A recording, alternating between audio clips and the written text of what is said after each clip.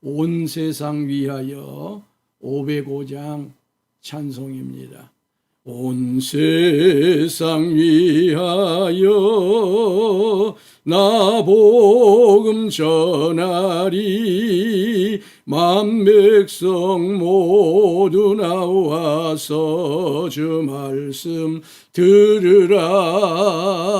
죄 중에 빠져서 헤매는 자들아, 주님의 음성 듣고서 너 구원받으라.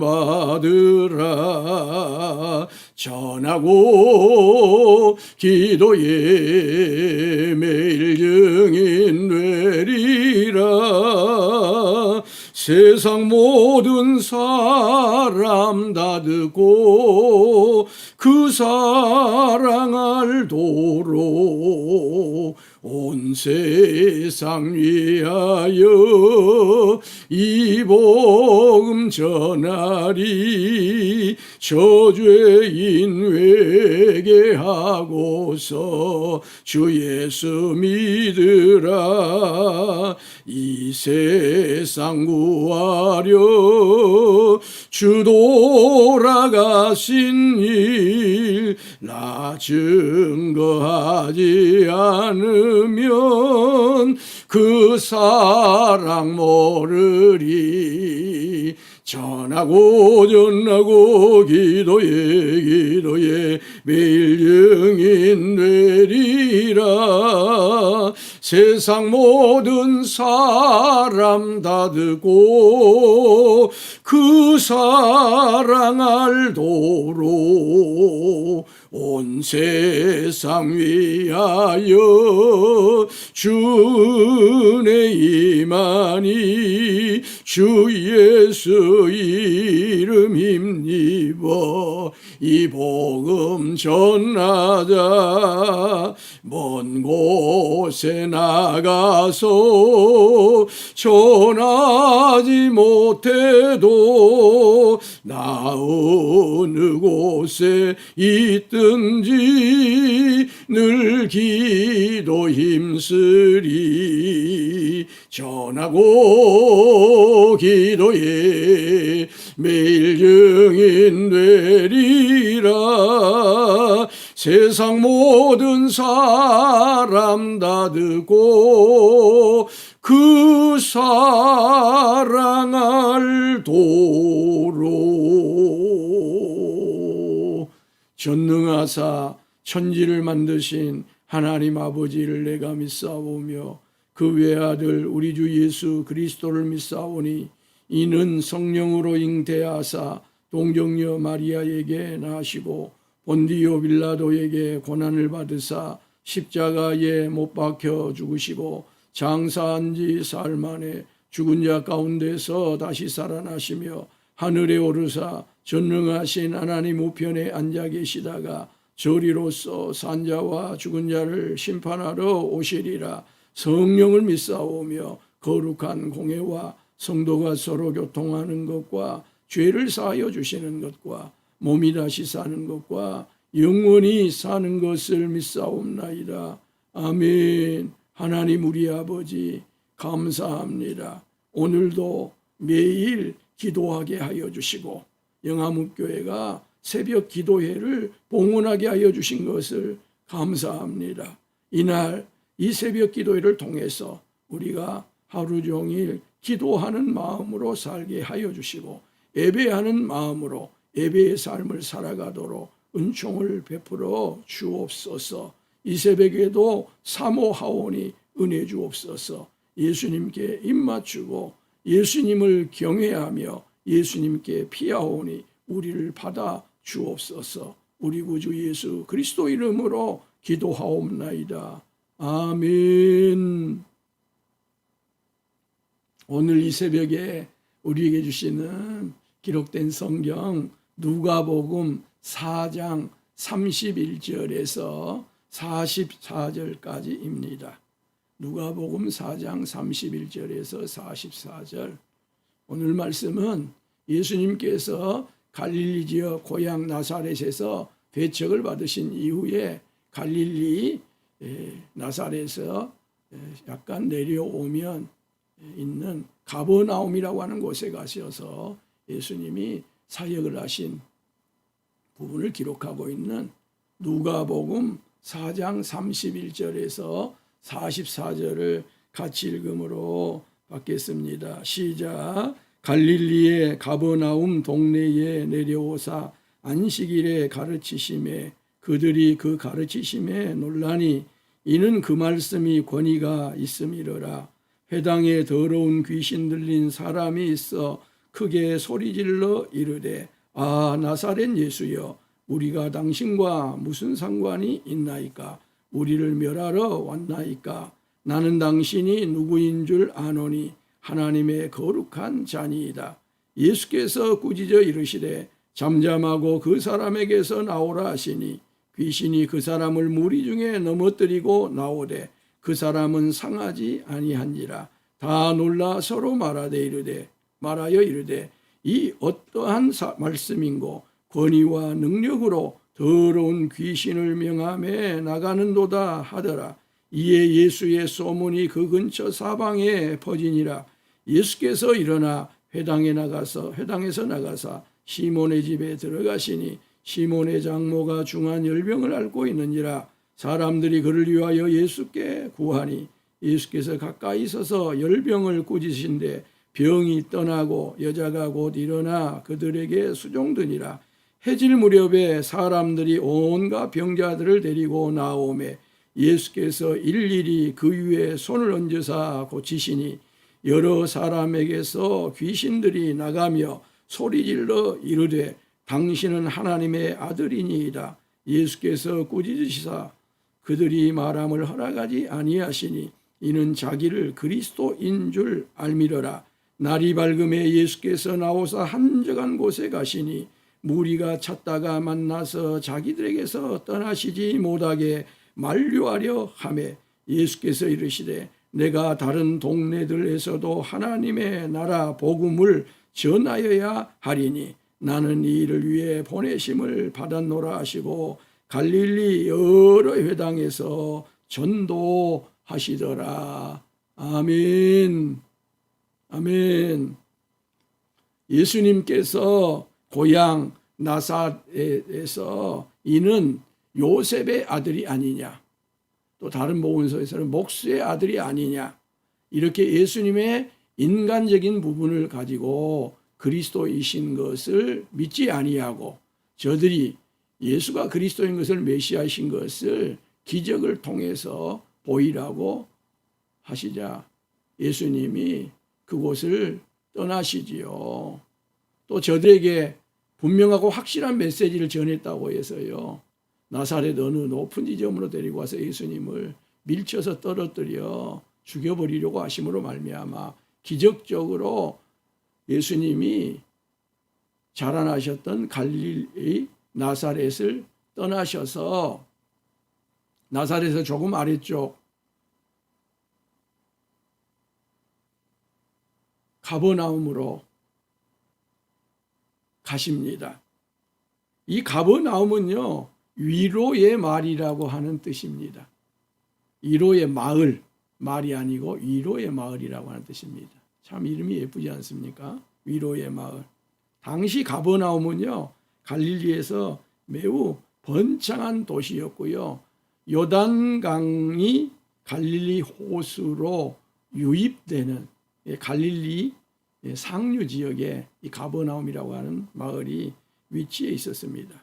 근데 구약 성경에는 이 가버나움이라고 하는 지명이 나오지 않습니다. 그로 보아 바벨론 70년 이 포로기 이후에 이 마을이 생긴 것으로 봅니다. 역사적으로는 뭐 그렇게 오래된, 그래도 한 500년 이상 된 마을입니다. 이 가버나움입니다. 그리고 이 가버나움에는 어느 지역이나 마찬가지지만 회당이 있었고요. 성지순례를 다녀오신 분들은 가버나움에 가서 이 회당을 보게 됩니다. 물론 지붕이 있거나 그러지 않지만 회당터나 거기 회랑에 서 있는 기둥들이나 이런 것을 통해서 거의 원형을 볼 수 있을 만큼 가버나움 회당을 보게 되는데요. 이 가버나움 회당은 매우 큰 회당이었습니다. 네, 길이가 약 한 20m고요. 폭이 한 8.2m 되는 회당이 있었습니다. 그리고 이곳에는 학교도 같이 있을 것으로 보고요. 심지어는 가난한 사람들을 위한 숙소도 거기에 있었을 것으로 보이는 부분이 현재 남아 있습니다. 그리고 이 가버나움 회당의 특징은 유대의 율법을 엄격에 따라서 지어진 회당이 아니고요. 동물들의 모습, 즉 신화적이고 기하학적인 모습을 띠고 있어서 좀 독특한 이방 문화를 받아들인 회당으로 이 회당이 원래 여기 가버나움에 있었을 것으로 봅니다. 여기 가버나움에 가셔서 예수님이 회당에서 안식일이면 반드시 회당에 가서 사역을 하시게 되는데, 이 가버나움에서 예수님의 사역은 오늘날 저 같은 목사나 사명을 받아서 교회를 섬기거나 선교지에서 선교를 하거나 이런 주의 종들에게는 사역의 기본이 되는, 사역의 모델이 되는 매우 중요한 말씀입니다. 또 교회가 사역자들을 어떻게 대접을 하고 대우를 하고 또 교회를 어떻게 섬겨가야 할 것인가에 대한 교회의 모델, 교회의 사명도 여기 함께 담겨져 있다고 보면 되겠습니다. 예수님께서는요, 여기 가버나움에서 첫 번째로 무엇을 하셨냐 하면 가르치셨습니다. 무엇을 하셨다고요? 가르치셨습니다. 두 번째로는요, 예수님께서 귀신과 병을 꾸짖으셨고요. 그 귀신 들린 그 사람을 고치셨습니다. 달리 말해서 그 안에 들려 있었던 귀신을 꾸짖어서 쫓아내셨습니다. 축사 사역입니다. 그리고 병도 꾸짖으시고 그를 병에서 놓이게 하시고 치료하시고 고치시는 사역을 예수님이 이 가버나움에서 하셨습니다. 세 번째로는요, 예수님은 육체적으로 병든 사람들을 일일이 사랑하셨습니다.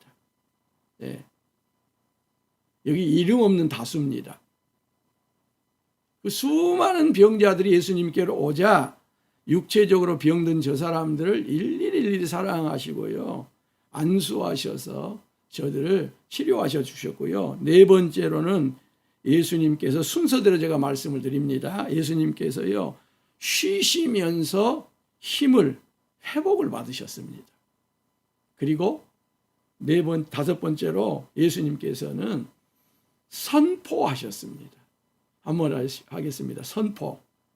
자, 이걸 제가 순서대로 잠깐 말씀을 드리고자 합니다. 예수님은요, 안식일이 되면 가버나움 회당에서 가르치셨습니다. 디다스코.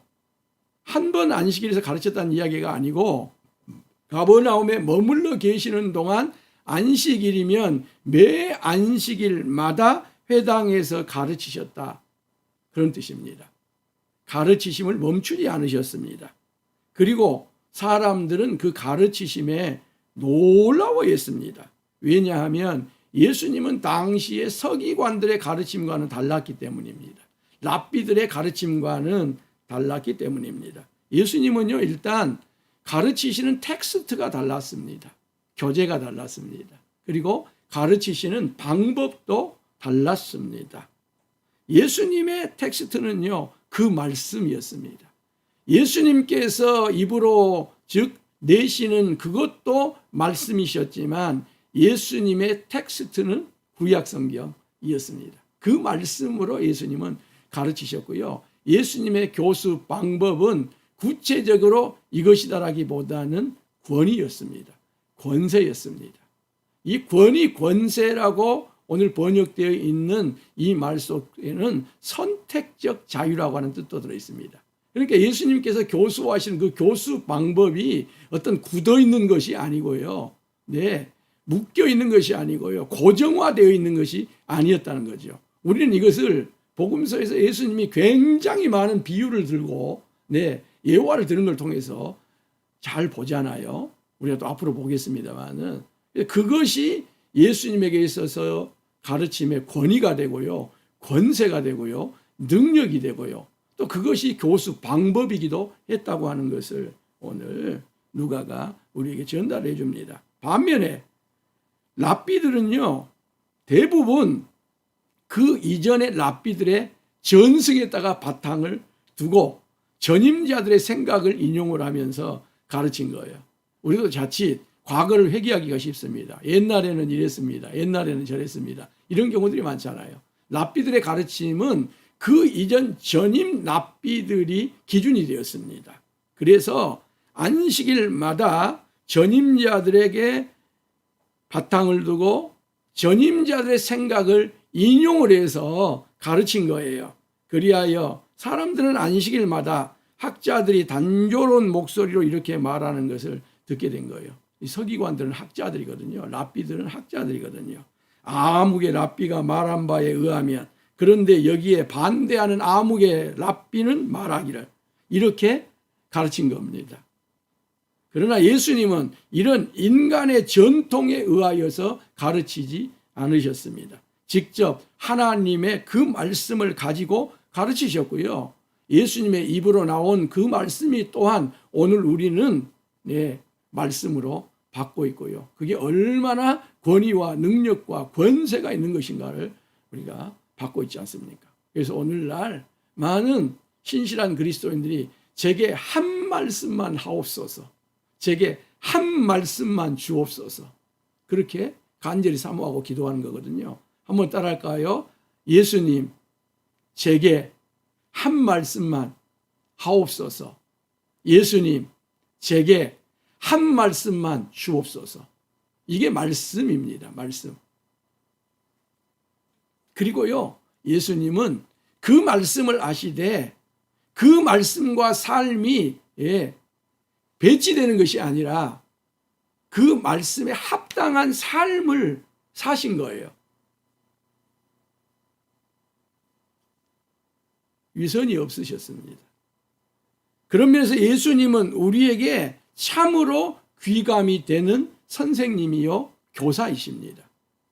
이게 예수님의 가버나움 사역에서의 기본, 우리에게 모델이 되는 것이고요. 두 번째로는요, 이제 예수님의 가르치심의 권위가 더 확장되는 것이 어디에서 나타나냐면 더러운 귀신 들린 사람에게서 나타납니다. 근데 여러분, 이 더러운 귀신 들린 사람이 더러운 데가 있었습니까? 아니었습니다. 회당에가 있었습니다. 회당 안에 더러운 귀신 들린 사람이 거기에 함께 있었던 거예요. 근데 그가 갑자기 크게 소리를 지릅니다. 아, 나사렛 예수여, 우리가 당신과 무슨 상관이 있나이까? 우리를 멸하러 왔나이까? 나는 당신이 누구신 줄 아노니 하나님의 거룩한 자신이다. 사람들은요, 정말 상식 밖으로 예수님의 정체를 이해하지를 못했습니다. 그리고 그리스도이신 예수님, 메시아이신 예수님을 받아들이지를 못했습니다. 그런데요, 더러운 귀신은 그렇지 않는 거예요. 그런 예수님을 나사렛 예수, 하나님의 거룩한 자로 알고 있습니다. 그리고 그 거룩한 자 예수님과 더러운 자신을요, 확실하게 비교할 줄도 알았습니다. 그리고 이 더러운 귀신은 자신과 예수님 사이에서 공통점을 찾으려고 한 거예요. 당신과 내가 무슨 상관이 있습니까? 당신과 나는 무엇입니까? 이 말이, 이 귀신이 예수님과 공통점을 찾으려고 하고 던진 질문입니다. 그리고요, 이 말씀은 당신은 무엇입니까? 당신은 내게서 꺼지든지 간섭하지 마세요. 또 그런 말도 여기에 포함되어 있는 말이에요. 즉 예수님을 경멸까지 하는 거예요. 우리를 멸하러 왔나이까? 또 이런 말도 던집니다. 그러나 더러운 귀신의 이런 모든 총화는 예수 그리스도의 권위 앞에서는 자신의 무력함을, 자신의 무능력함을 계속 드러내는 것에 불과한 거예요. 자신의 실력 없음을 드러내는 것입니다. 입을 열면 열수록, 말을 하면 할수록. 예수님이 명령하십니다. 그러자 저가 순종할 수밖에 없었다는 거예요. 예수께서 꾸짖어 이르시되 잠잠하고 그 사람에게서 나오라 하시니 귀신이 그 사람을 무리 중에 넘어뜨리고 나오되 그 사람은 상하지 아니하니라. 아멘. 예수님은요, 사람은 한없이 사랑하십니다. 품으십니다. 부드럽게 대하십니다. 그러나 사람을 점령한 악한 영과는 어떤 경우에도 타협하지 않습니다. 귀신을 꾸짖으십니다. 그 입을 봉하십니다. 그리고 그를 그 사람에게서 나오라 명령하십니다. 이게 예수님께서 가버나움에서 보여주신 사역의 핵심이고요. 사역의 기본이고요. 모델입니다.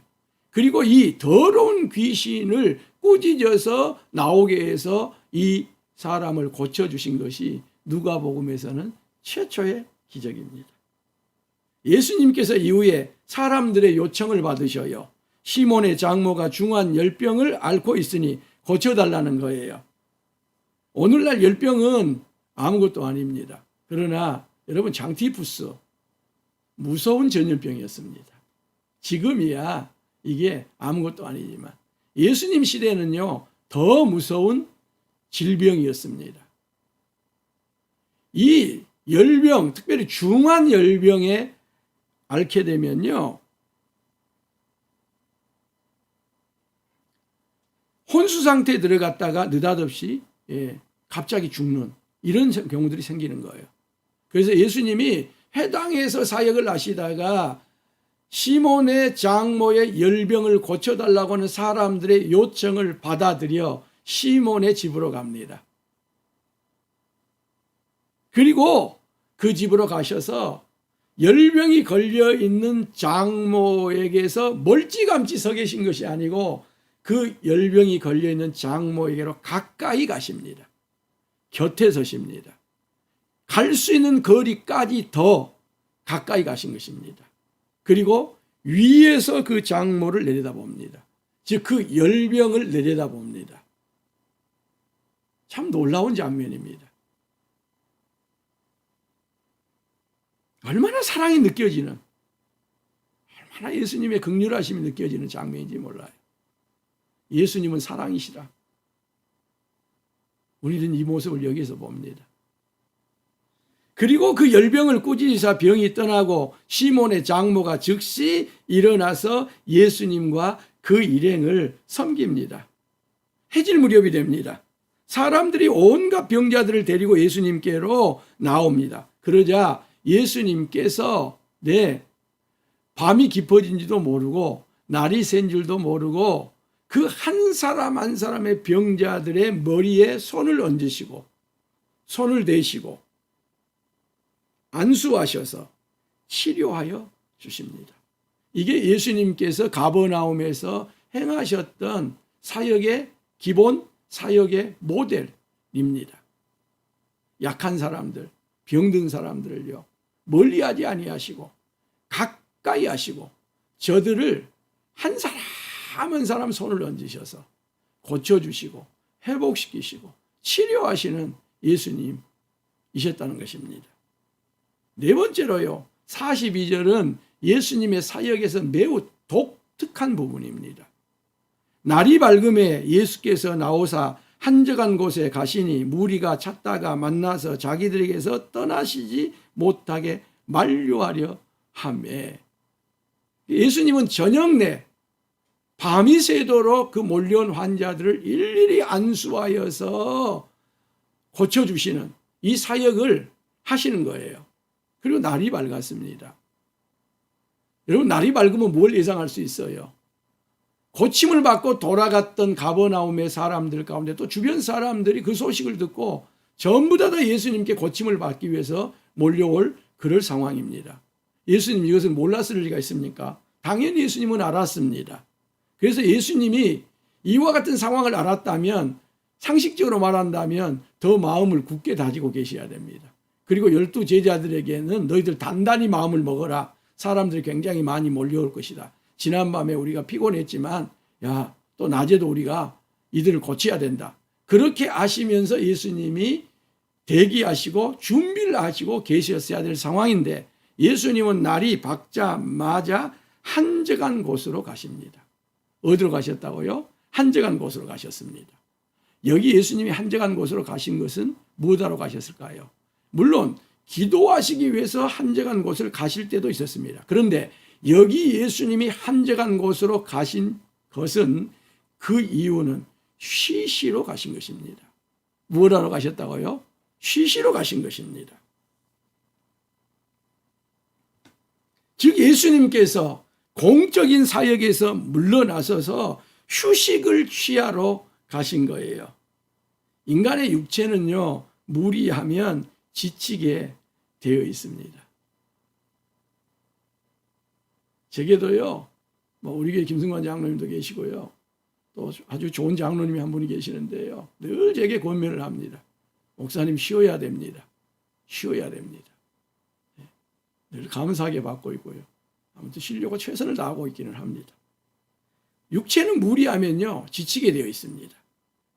그러면 제가 이 말을 하면서 제가 지키지 못해서 참 부끄럽습니다만은, 제게 부끄럽습니다만은 반드시 휴식을 취해야 합니다. 예수님도 그러셨어요. 이게 사역의 기본이고 사역의 모델입니다. 이렇게 쉬고 계신 예수님에게까지 사람들이 찾아와서 가버나움에 자신들에게서 떠나지 못하게 굳게 붙잡아요. 즉 예수님의 쉼을 방해한 것입니다. 휴식을 방해한 것입니다. 사역은요, 저도 30년 이상 하고 있습니다만은 나의 의지와 상관이 없이 만만치 않다고 하는 것을 갈수록 느끼게 됩니다. 사랑의 수고가 따르기 때문에 탈진이 동반됩니다. 아니, 어떤 때는요, 실제로 그렇게 많이 육체적으로 어떤 일을 하지 않았어도 많이 쉬었음에도 불구하고 정신적으로, 영적으로 탈진될 때가 오히려 더 많은 것을 경험을 합니다. 체험을 합니다. 소진됩니다. 방전됩니다. 그러므로 사역은 반드시 점검해야 됩니다. 지나치게 많은 사역을 하지 않아야 합니다. 그렇지 않으면 반드시 과부하에 걸리고 말기 때문에 그렇습니다. 쉬고요, 원기를 회복할 시간도 반드시 따로 떼어서 계획하고 실천해야 된다고 사역의 길을 가신, 미리 가신 분들이 이야기하고요. 오히려 사역을 더 잘 감당한 분들이 이 부분을 예수님이 오늘 사역 모델로 기본으로 보여주신 것처럼 말하고 있습니다.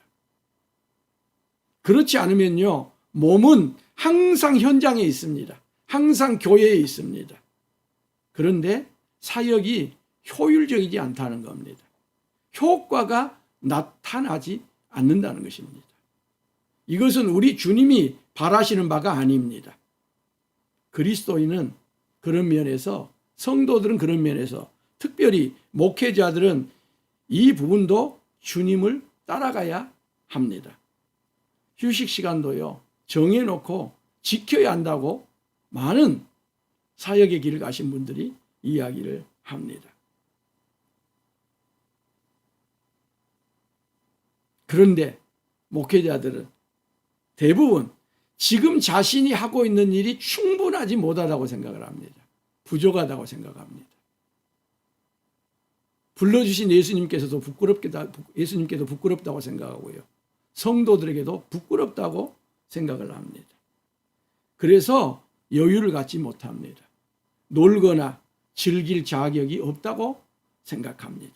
자신이 쉬고 놀고 휴식을 취하는 것에 대하여서도 성도들이 혹여 게으르다고 생각할까 봐, 헌신적이지 않다고 생각할까 봐, 심지어 비난을 받을까 봐 눈치를 봅니다.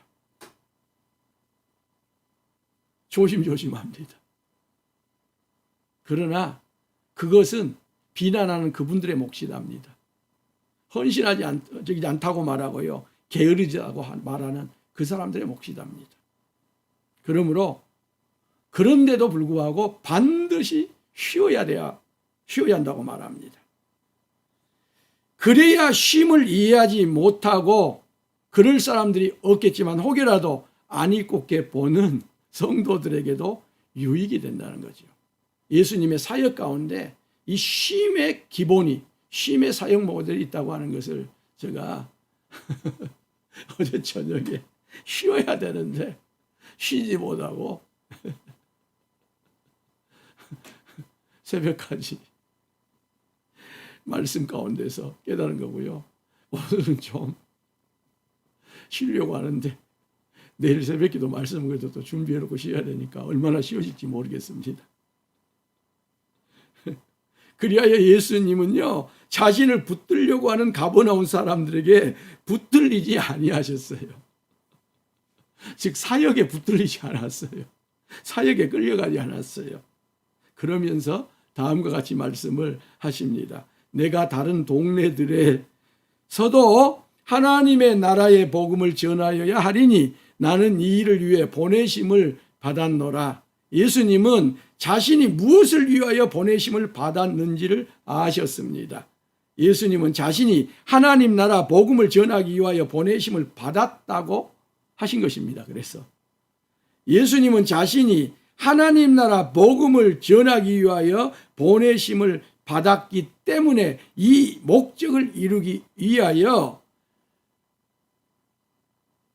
가버나움에만 머물러 계실 수 없고 갈릴리 여러 지역의 회당에서도 복음을 전도하여야 하신다고 말씀을 하십니다.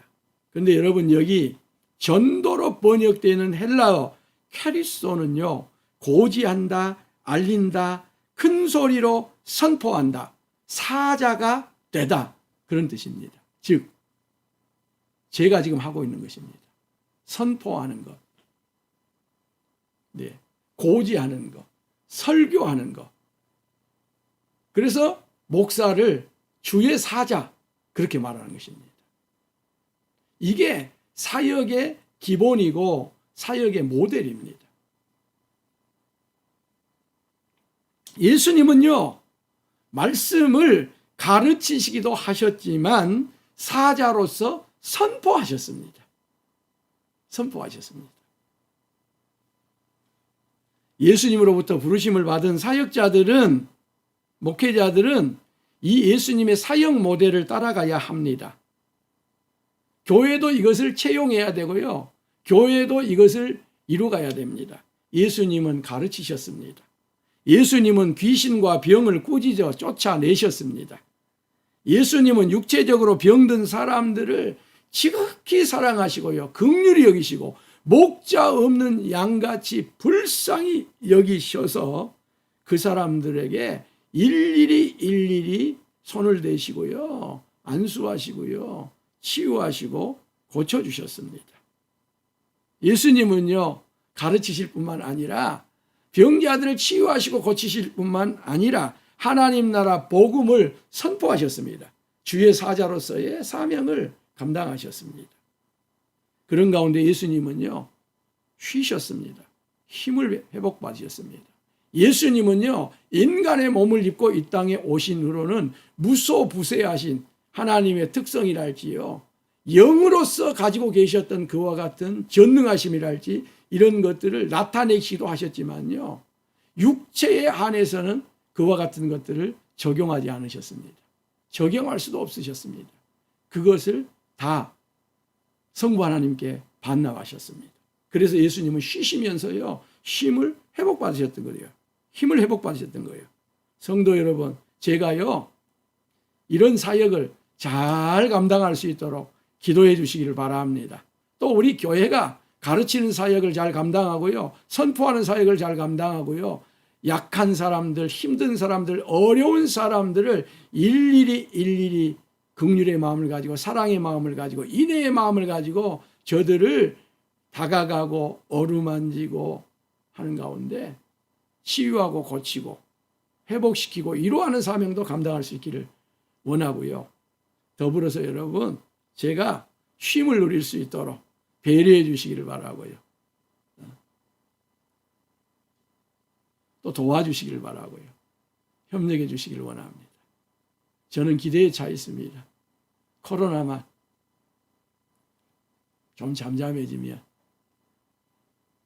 우리 장로님들이 누차 계속 말씀하고 계시는 안식을 위하여 쉴 생각을 하고 있습니다. 그리고 짬짬이도 쉬겠습니다. 기도해 주시고요. 저를 격려해 주시고 도와주신 것 감사드리고요. 우리 함께 예수님처럼 사역을 감당합시다. 또 주의 종들이 사역을 잘 감당하도록 기도하고 협력하여 선을 이루어가고요. 우리 교회에 맡겨주신 사역을 예수님께서 하신 사역 모델을 따라 그 기본기에 충실해서 교회를 섬겨가는 우리 모두가 함께 되어질 수 있기를 예수님의 이름으로 축복합니다.